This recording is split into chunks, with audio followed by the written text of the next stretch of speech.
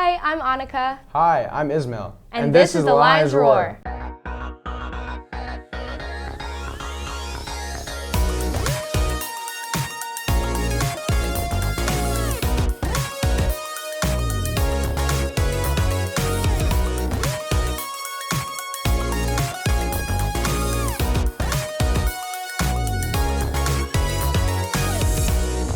Today's date is January 27, 2023, and a few tiny decisions have been made about next year. Actually, it's some pretty big news and some controversial changes have been made. Oh yeah?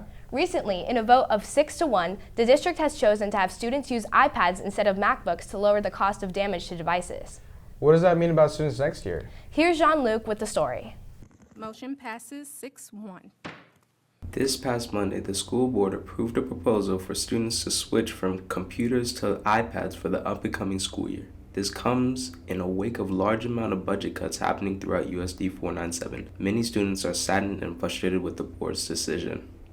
It was a little disappointing. I feel like the decision was made before I walked in the door. I feel like as soon as I saw the numbers, like granted it is a lot of money, but it felt like public input didn't make a difference, despite the fact I know of at least half a dozen other groups or individual people who had specifically complained that it would hurt LHS academics. Well, there's actually a lot of classes that rely on that kind of technology on the MacBooks to function like they do. For example, in the video classroom, there's a lot that we won't be able to do on iPads. You know, with talk of cutting classes, I feel like it's going to be the first step to all of that, and it's going to just, have this snowball effect that's going to affect a lot of students. According to the proposal, the district will save just under $4 million over the next 3 years with the switch between devices. The district also assures that some MacBooks will still be available for classes requiring them for their students. However, some teachers worry that this might lead to a larger equity issue. I wish that the board had an honest discussion about the equity issues that are at stake and the discrepancies among students that are able to bring their own devices to school and which ones have to rely on iPads now. And I felt as though the voices advocating for equity were not being heard. Although this decision was final, school board member G.R. Gordon Ross, who visited LHS the day after the vote, reaffirms the difficulty of making such an important choice. From my perspective, we were presented with two bad options. I'm not going to lie. There were two bad options. Keeping the MacBooks was a bad option. Switching to iPads was a bad option. And there were bad options for different reasons. They're good options for different reasons, but in the end, they were bad options. And as this controversy continues, the question on everyone's mind is how will students and teachers deal with this controversial change? The answer, only time will tell. I think anytime we can find a way to save money, on paper, we should try it, but also, like I said, I think there's a process that we have to really make sure we're going through to make sure we make good decisions. Be sure to check out the LHS budget for more on this situation, as well as other news about the ongoing budget crisis.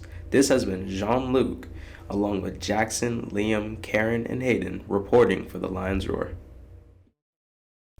So I guess we should expect iPads next year. Yay, iPads. Anyways, did you hear about the prom and formal clothing giveaway for students who went formal clothing without breaking the bank? I have heard about that. Here's more information from Jonas and Arlo. On Saturday, January 21st, LHS sponsored the collection of prom and formal wear. This is part of a program which seeks to provide free, premium quality clothes for winter formal goers. So many people buy formal wear and then never wear it again.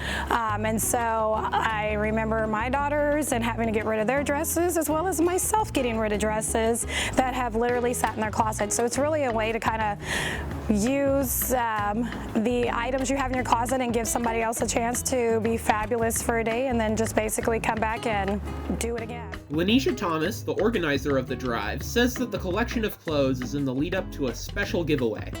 We collect clothes over like pretty much the entire year. We do not accept donations. We take them all year round, but we do a drive to specifically get enough dresses and update our inventory so we can do our giveaway the weekend after. The giveaway is next Saturday, January 28th, here, the same area. We'll have all the rest of our dresses out. This is just us getting racks of donations. But you know, I went to prom with some foreign exchange students, so we didn't really want to like purchase a dress, and I don't know, it was just really fun. It was like thrift shopping where we could just look through a bunch of really great dresses and have fun trying them all on in like a room, so it was good. I think it really helps helps show how inclusive and how we all are really just here for each other and want people to experience like these formal dances and prom the best. I decided to participate because I'm a kid who really couldn't afford to have a prom dress or new clothing, and and also just I had vintage clothes and some things that were different looks for kids that I think kind of speak to individual preference and identity, and so I thought I would pass it on. If you need more information on this program, feel free to visit promdresslawrence.com or email Lanisha Thomas at lthomas@usd497.org. Maybe I'll go grab some clothes tomorrow. And if you could pick up some threads to come see the latest theatrical production put on by LHS Theater Department, it's called Little Shop of Horrors. If you're just learning about this now, you've already missed opening night. So make sure you catch the show while you still can. Here's Connor, Ivy, and Sydney with some more info on the production. Little Shop of Horrors is a musical from the 80s that is based on a movie from the 50s about an alien plant that comes to Earth and makes a deal with a botanist to feed him humans to get bigger, and then will give the man whatever he desires, and the man decides to do it, and then there are terrible repercussions for the Earth. I'm super excited to be playing the lead, Seymour Krelborn, and I'm super excited about it, but with that comes a lot of responsibility because I sort of have to be performed, and I have to be committed to performing throughout the entire show, and it's really an undertaking, but I'm super excited about it. Like, Audrey's always been a dream role of mine, and I love all my fellow actors and directors and everyone involved in this. It's just been a lovely experience. It's been a show that I have known about since I was, a kid. I saw the movie when I was a child, and I was actually in the musical when I was in college. And last year, Dr. Dunn said after Mamma Mia, he was like, why don't you do something small and easy, like Little Shop of Horrors? And so I said, sure. And then turns it, 6 months later, it's not small or not easy. So, and here we are. I've always really, really liked Little Shop, so when I heard we were doing it, I was super excited, and just seeing LHS do it and put it on and see my friends and colleagues perform is it's really, really incredible to see.